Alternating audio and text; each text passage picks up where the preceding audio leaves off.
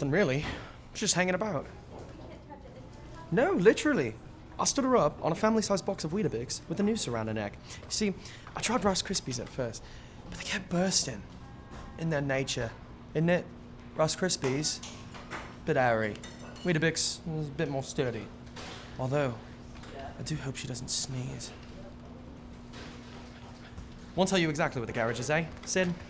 Keep things on a need-to-know basis, yeah? What else did you do to her? Like I said, need-to-know basis.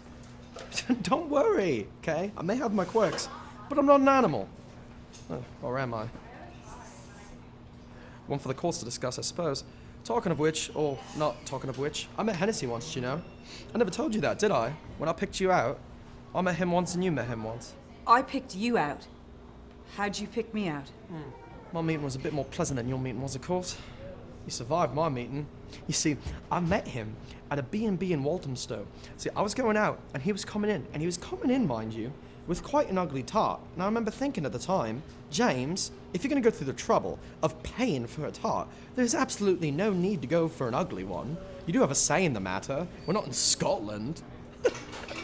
He tried to sell me an Aston Martin for 60 quid. He was wearing a pajama top instead of a shirt. You see, attention to detail was not one of Hennessy's strong points. But you don't deserve to hang for it, do you? Or do you? Poor old Hennessy.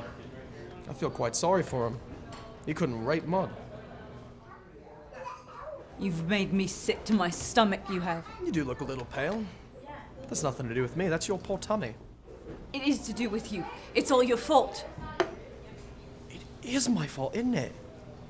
I'd have to admit that. You see, if there's one thing you could say about me, if there's one thing I've learned in the years since Hennessy went down, it's that these days, I know when to throw my hands up and say, fair enough.